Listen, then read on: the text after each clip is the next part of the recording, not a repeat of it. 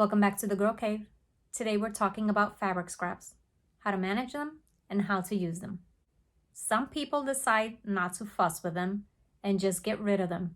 If that's the case, bag them up and give them to a local guild or a new quilter and let them have that fabric. But if you're watching this video, chances are you want to put your scraps to good use. Let's talk about managing our scraps. One way to do it is as soon as you finish a project, take them out of that little bag and cut them up immediately into sizes that you normally use in scrappy quilts. Another way you can deal with your scraps is just throw them all in a bin and hope for the best. Or if you're anything like me, you're gonna put them in a basket, and once the basket is full or spilling over, then you know it's time to address those scraps. I keep this little post-it note on my cutting table to remind me of the sizes. Squares, anything from 1.5 inches to 12.5 inches. Rectangles from 2 by 3.5 all the way to 3.5 by 6.5. And strips that are longer than 12 inches, anything from 1.5 inches wide to 3.5 inches. If they are smaller than this, I call them crumbs. And we'll talk about that in a minute. But let's address this. How do I start?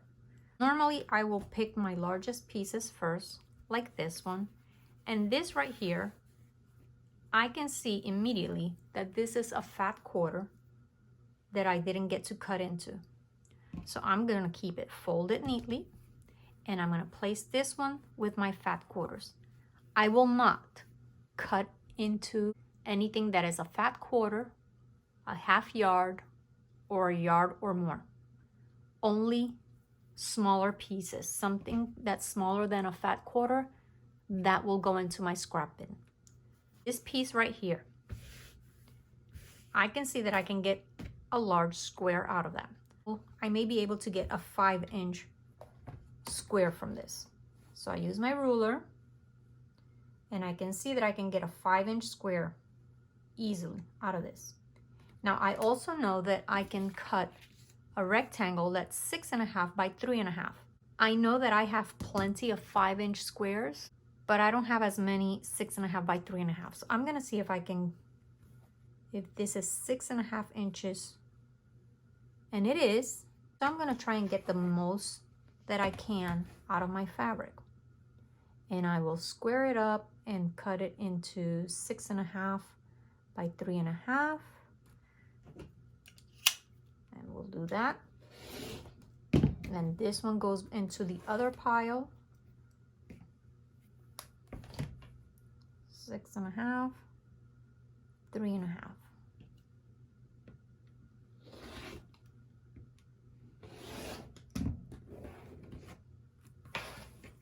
And I will set it aside. Then I continue to go through all of these, and I do the same process. Once I get to something that is extremely small, like this, okay, look at that. I'm not gonna bother with this, but it is more than 1 inch, so I'm gonna put this with my crumbs, and we'll talk about that in a minute. But this one, I can do two things. I can square it up and see if I can make a 1.5 inch strip, which I doubt. I doubt that it'll be 1.5 inch strip once I trim it. But another thing that I can do is just square it up roughly and throw it in with my bin of strings. And we'll talk about what are strings in a minute too. Okay, so underneath my cutting table, I have a recycling bin of strings, and these drawers have the pieces of fabric that I've already cut into those usable sizes. Let's take a closer look. This one here at the top has everything that I've cut into strips. These are strips that I've cut into 2.5 inches wide.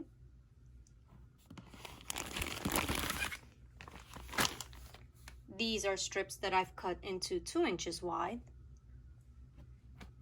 And these are the strips that I've cut into 1.5 inch wide. These are 3.5 inches wide. They did not fit up here, but I have them here. We also have squares, and I've put them in little Ziploc bags just to control them because they can get out of hand quickly.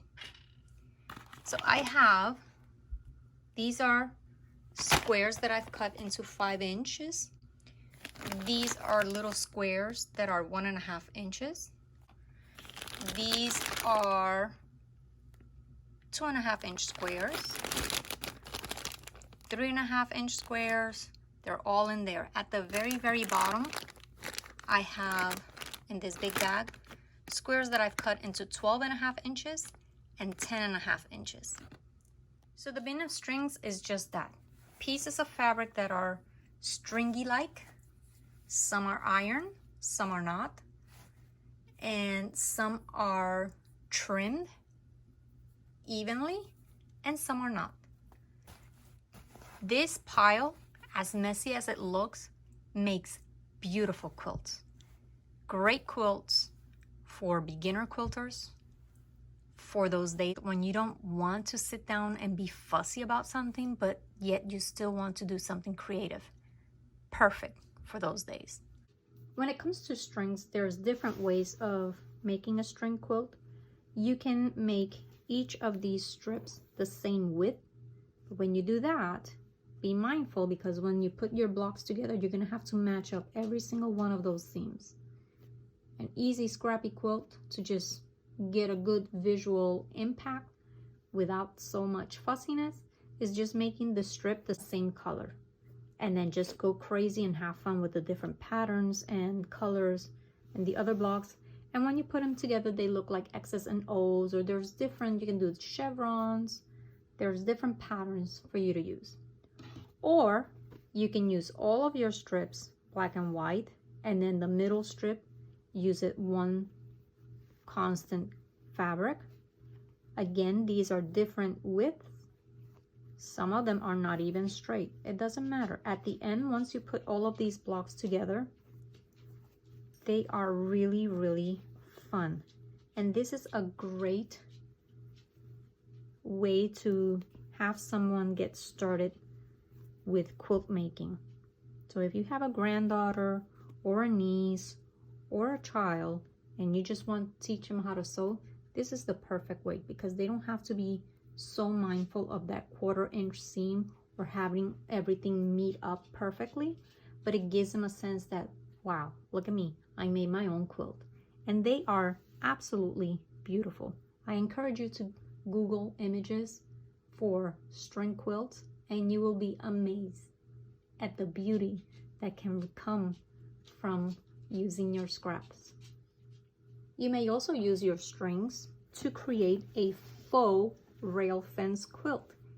The traditional rail fence quilt has strips that are the equal width, and you assemble either 3 or 4 strips going vertical and then the next block going horizontal. So this square and this square, they are the same size. However, you can just keep them the same size or use them as they are in your scrap bin.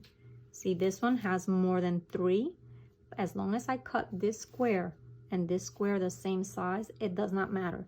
And it looks absolutely adorable. This is a tiny little baby quilt, or it could be a table topper. Beautiful use of scraps. When I was showing you my scraps, I mentioned the word crumbs. Pieces of fabric that are less than 1.5 inch wide, but more than a 1 inch. They are sorted into Ziploc bags by color. Let me show you what my purple crumbs look like.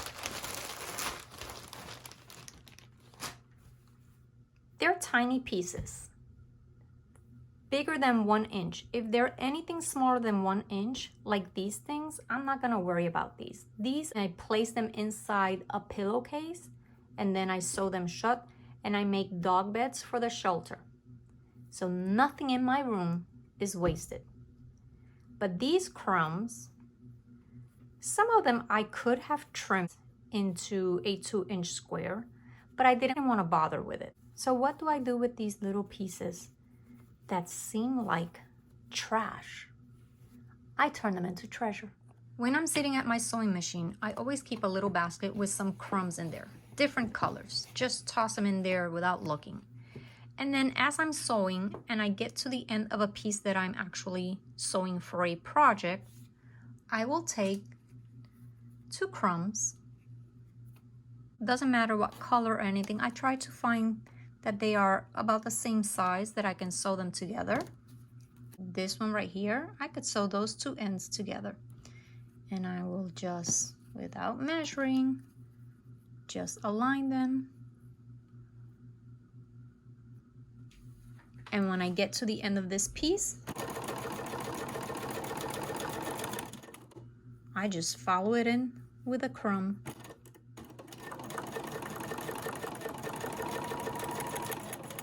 And I will continue sewing those crumb pieces together to each other, and in between I will finger press or put them all in a basket, and then when I go to press my quilt pieces, I'll press the seams on my crumbs as well. And I continue sewing them around, and once I reach a desired size, I trim it. Not very well, but I trim it, and these become my blocks. Essentially, I'm making my own fabric. And you might say, well, that doesn't look very attractive. But let me show you what this quilt can end up looking like. Here's an example of what you can do with those crumb blocks. You can trim them, smaller size or big size, whatever size you want.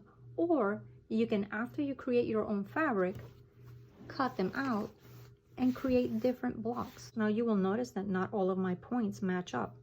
Does it matter? No, it's a scrap quilt, it's a fun quilt.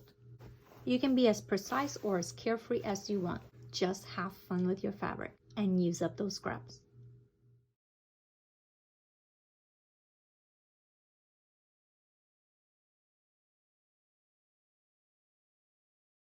Something else you can do with your crumbs is use them for paper piece blocks, tiny blocks. You don't need a lot. This one right here, this is Wild and Goosey by Bonnie Hunter. I will link her website below. She has different patterns and they use little tiny pieces. I use my crumbs for these. And little by little, I'll have a quilt made just with crumbs. Another pattern that's out there on the internet is tiny houses built from scraps. Aren't they adorable? And you can use the smallest pieces for these. I will link the pattern to this block, but this is what it looks like. Look at those tiny pieces. Why would you want to use a fat quarter for a project this size? Use up your scraps and make use of your little pieces that have interesting little prints. I made like a little owl peeking out this window. On this one I have a little flamingo. I used something that looked like wood grain for that door. And every once in a while you get bored of working on a big project. Just have fun with fabric. Just take advantage of the fun prints, the fun colors. I saved this piece of fabric because I want to have that chicken peeking out one of my windows. And in here, I have the beginning of another house. I need to finish this one. This one has a little snowman. Let's do a quick recap of what you can do with your fabric scraps. Cut them into sizes that you will use most frequently, and then store them in Ziploc bags. And whenever you need a strip of that size, go look here first if it's a scrappy quilt. Or take this and let this be the beginning of one of your scrappy quilts. You know, they sell jelly rolls, layer cakes. Who's to say you can't make your own using your scraps? Besides cutting them into those usable sizes, get a template of a project that you want to create It could be a tumbler. They come in different sizes. You don't have to buy the acrylic pieces. You can just print one out from the internet and then create your own template using plastic.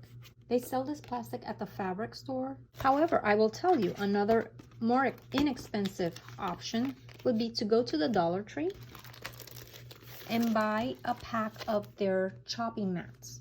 You'll get 2 pieces for just $1, and they are 11 inches by 14 inches.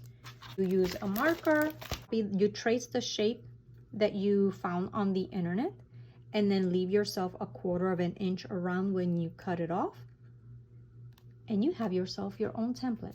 Use tumblers, you can do kaleidoscopes. There's lots of templates, lots of different patterns for scrappy quilts that you can enjoy. Back in the day, people used to use cardboard from their cereal boxes. I'll show you a quilt that I made for a friend's little dog using the tumbler. Turned out really, really cute.